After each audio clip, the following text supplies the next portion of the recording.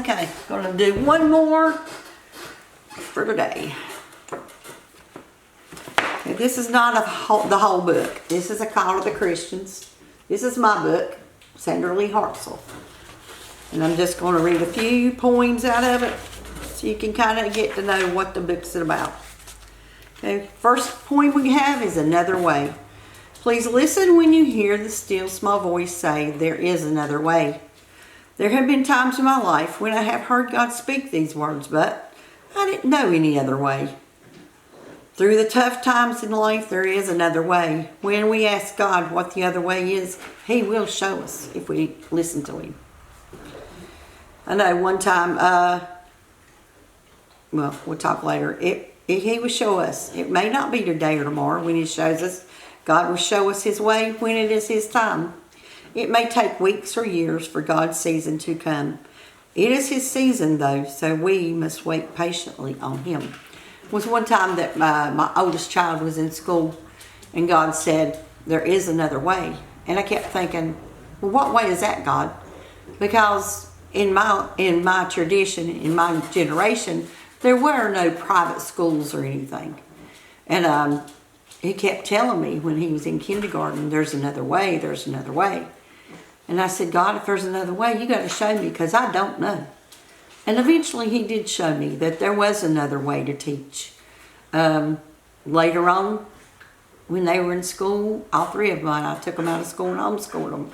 But it was later on when they were in school, and I think maybe looking back now, if I had known that way back then when he was in kindergarten, it would have helped him be more, secure in himself and in all the subjects that he did. So that's one point. Witnesses. You can go to the end of the earth to preach and lose your family. You can teach and reach others. If you don't teach your family, though, what have you gained? Missionaries go to the end of the earth when there are people to be witnessed to in their own homes. When will we realize what we're doing? Before we go off to be missionaries, help us to be home missionaries first. There's a lot of people that I know that are missionaries. And I'm thankful for every missionary that's ever been out there on the missionary journey. That's something that I hold. Those are heroes, because they go out there and they do God's work. I think, though, there's people right here in this county, in this state, or just in the United States that need the same kind of teaching of God's Word that the people thousands of miles away need. And we just need to remember that when we want to go there and be missionaries. Be missionaries in your own home first, in your own counties, because they need to be the help too. So this will be the last one for today. Are we willing? So in a world of sin and sorrow, the Master calls us in. Will we listen and heed to His call? The fields are full and the harvest is ready. To the human eye, God's field looks like a speck in the dust. To God, that speck is a major field waiting to be tilled.